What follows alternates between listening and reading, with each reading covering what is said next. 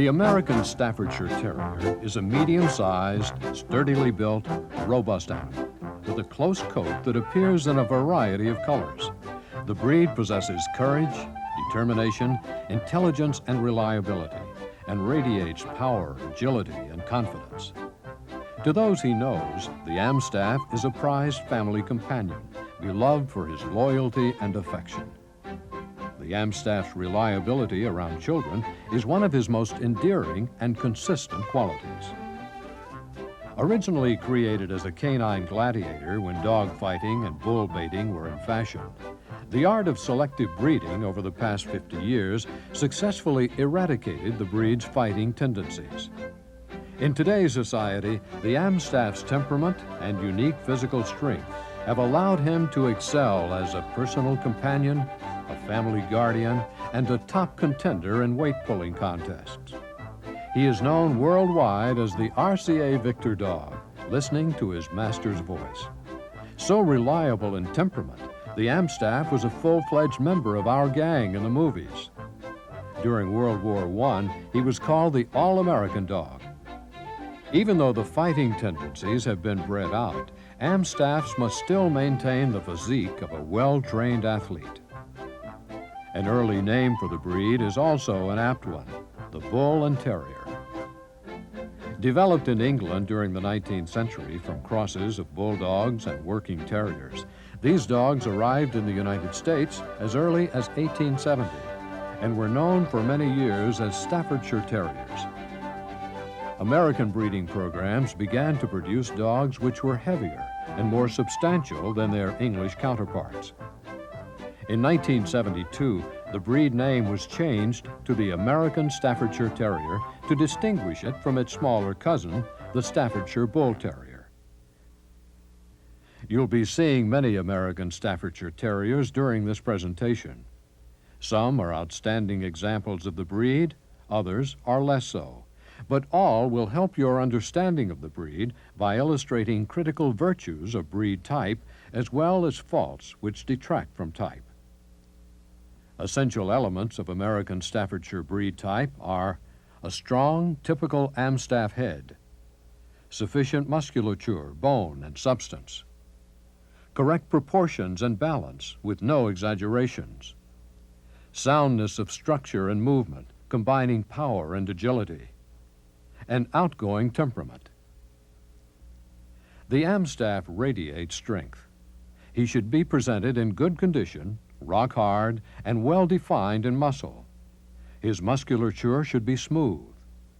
An Amstaff must never be so bulky as to appear muscle-bound, nor lacking in agility and grace. The dog's parts flow together smoothly, without exaggeration of any one part. In general appearance, the Amstaff is a medium-sized, stocky, well-put-together, robust terrier with a close coat. He should get the impression of great strength for his size. He is muscular, yet agile and graceful. He is well-balanced in outline, expression, and movement. There should be no exaggeration of any one feature. The strength and substance of the bulldog should be combined with the agility and grace of the terrier in the ideal specimen.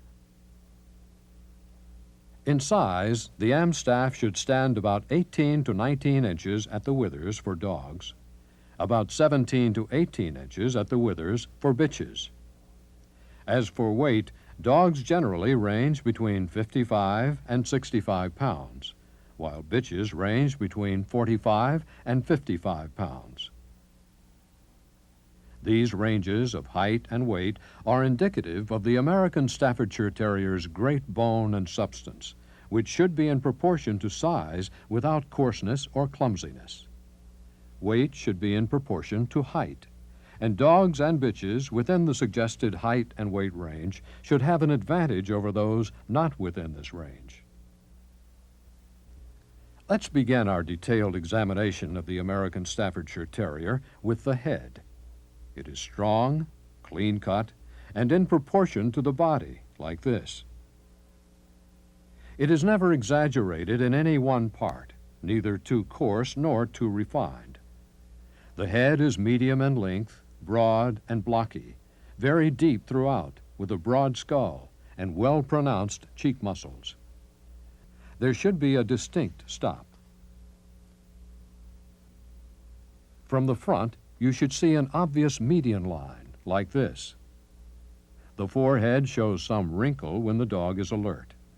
Note again that there is no exaggeration of any one feature of the head, creating the clean-cut, strong impression called for by the standard.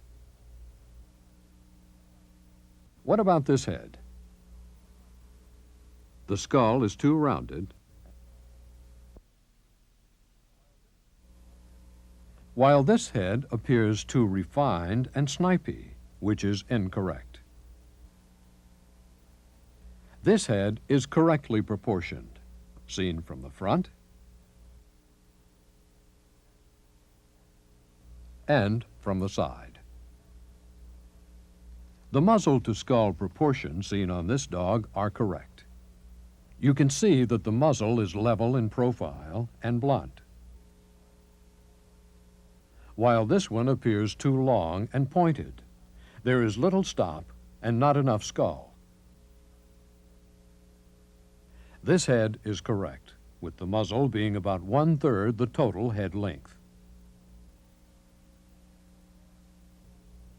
From the front, the muzzle is broad and strong.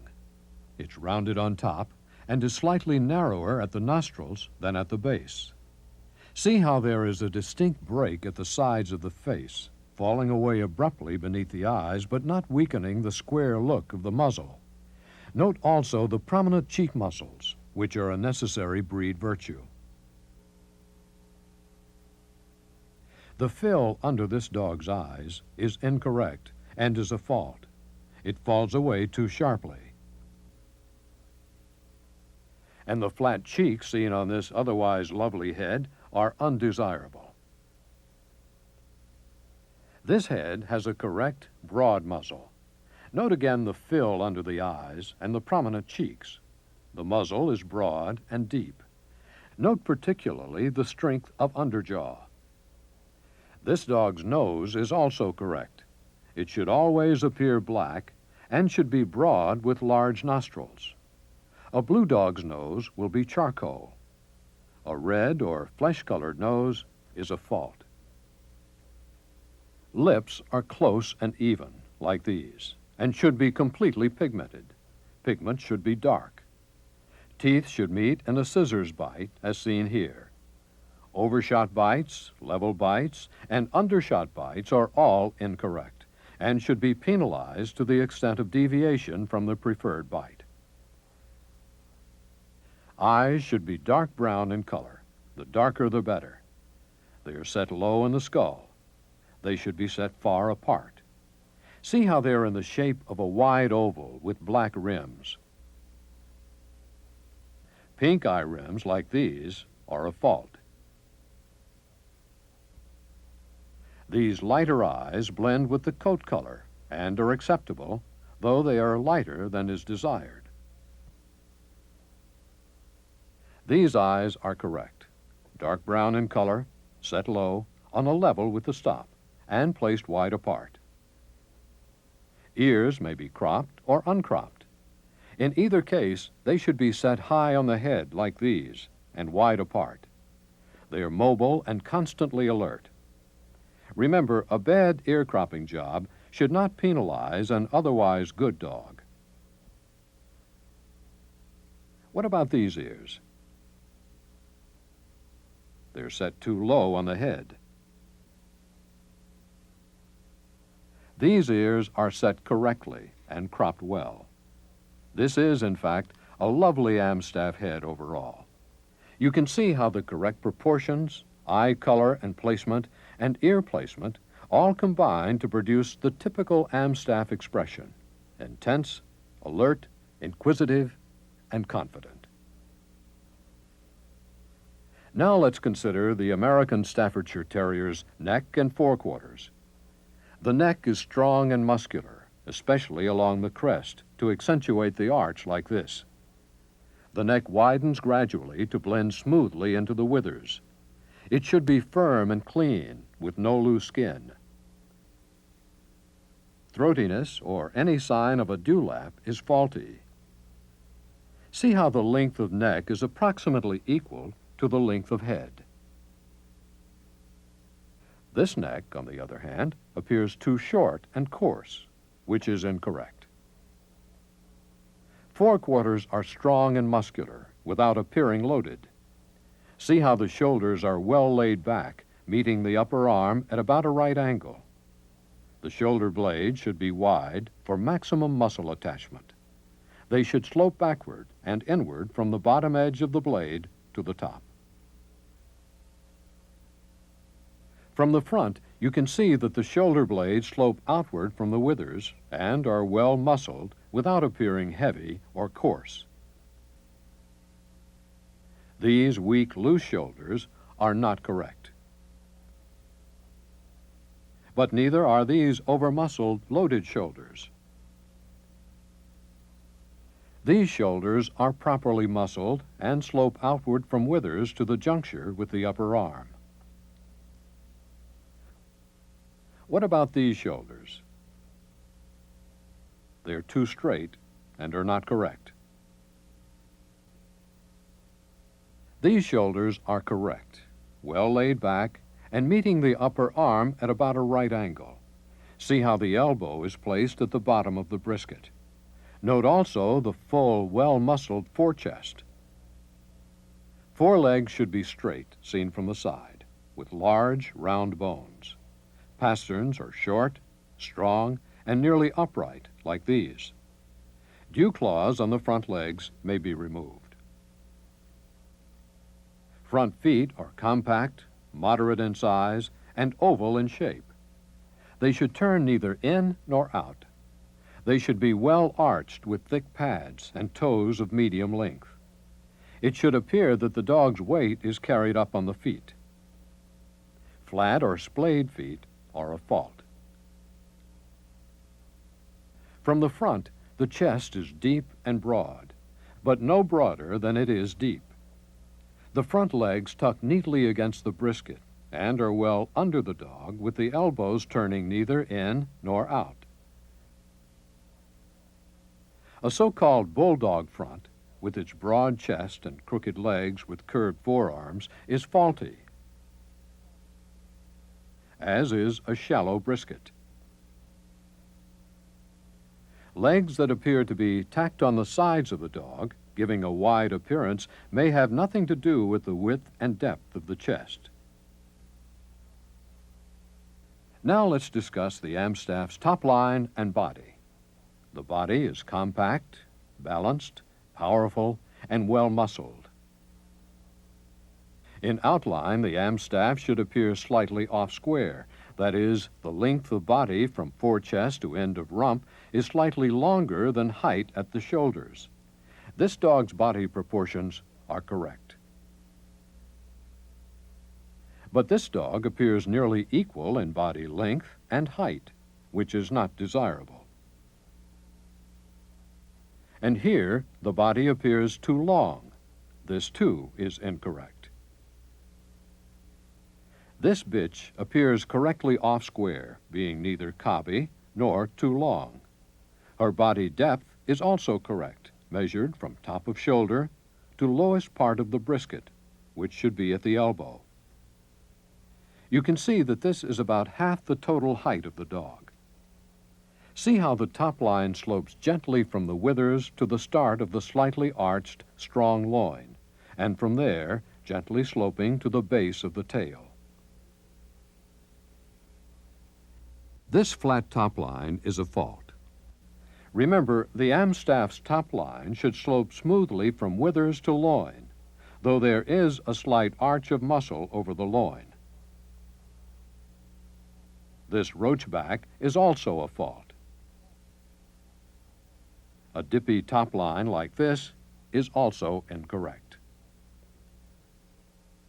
This correct top line slopes smoothly from shoulder to loin, with no part higher than the shoulders. See how the rib cage is well sprung and oval in shape, extending well back, about 2/3 the length of the underline. A short rib cage, shallow ribs, or barrel ribs, are all faulty.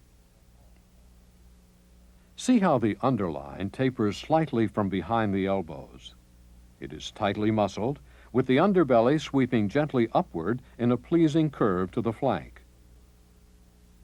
A brood bitch of excellent type whose underbelly has not tightened should not be unduly penalized.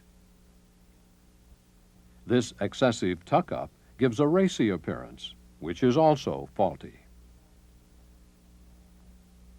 This dog's underline and top line are correct. Remember that the Amstaff has a long rib cage, extending about 2/3 the length of the underbelly. Length of body must be in the rib cage and not in the loin. When viewed from above, the loins are narrower and are indented from the ribs to the hips. This dog is slightly wider across the shoulder than he is across the hips. This is proper. Loins themselves are broad, strong, and compact like this. The loin should be flexible, in keeping with the breed's remarkable agility. The croup is full, broad, and short, with a gentle downward slope like this. The tail is moderately broad at the base, tapering to a point. It is set low on a sloping croup.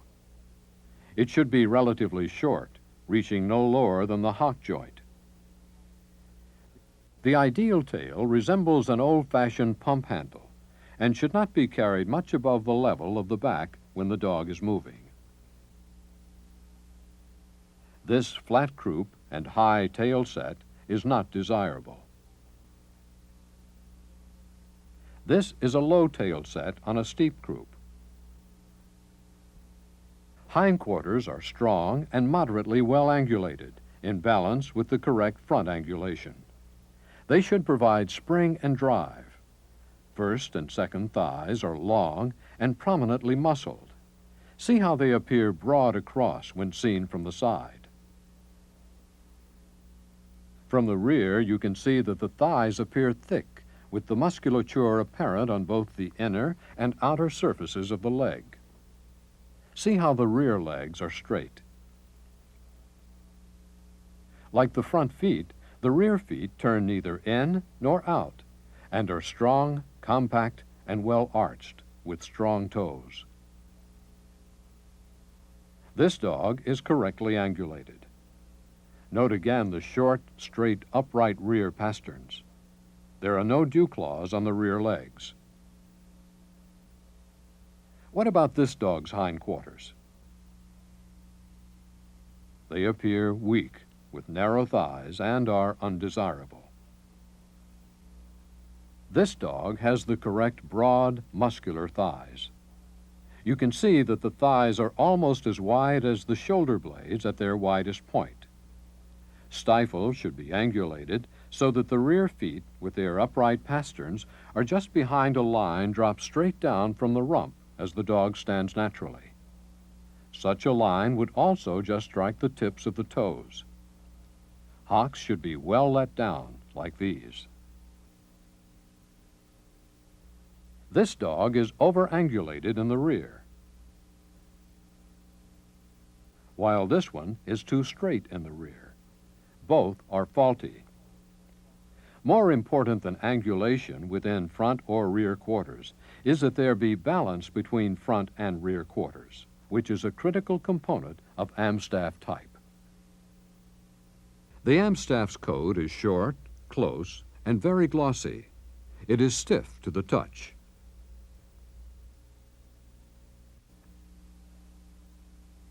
As for color, the Amstaff may be solid-colored, party-colored, patched, or brindle.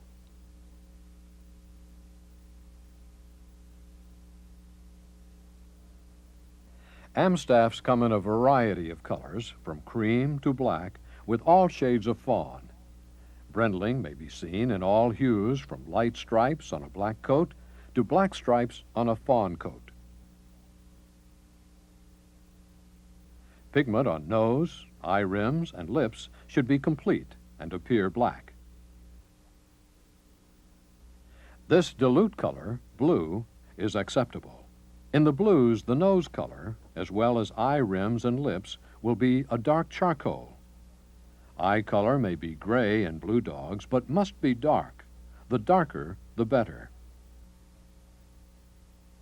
Less desirable is this head with one eye rim pigmented and one eye rim unpigmented,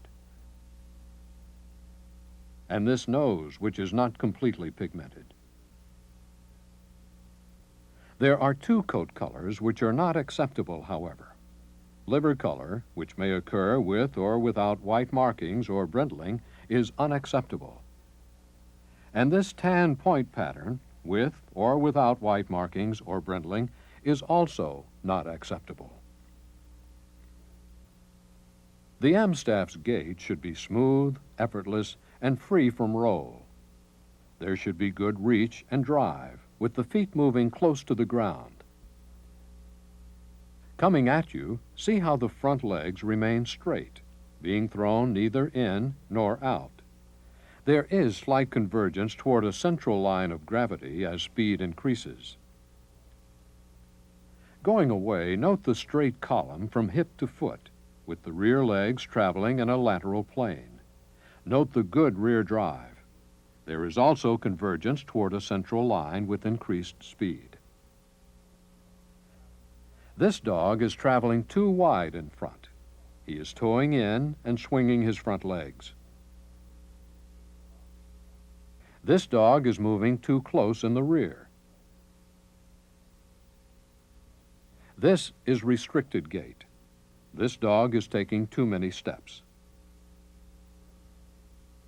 Here again is correct movement, efficient, but with a definite spring. You should get a sense of controlled power. Remember, there are 5 key features to your evaluation of the American Staffordshire Terrier. Strong, typical Amstaff head. Sufficient musculature, bone, and substance. Correct proportions and balance with no exaggerations. Soundness of structure, combining power, agility, and movement. An outgoing temperament. Finally, a word about temperament. The American Staffordshire Terrier, despite his origins as a fighting dog, is one of the most obedient, loyal, and affectionate of breeds. The Amstaff is especially reliable with children and can be an ideal family pet.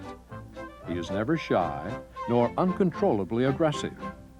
His courage is proverbial, and he is keenly alive to his surroundings.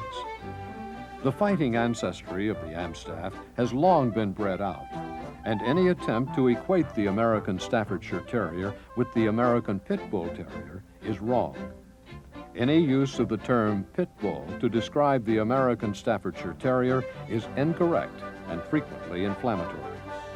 Please use the breed's correct name anytime you refer to it. He is expected to be friendly and well-behaved. The Amstaff is happy, outgoing, stable, confident, and tractable. And it is these qualities which have endeared him to loyal fanciers.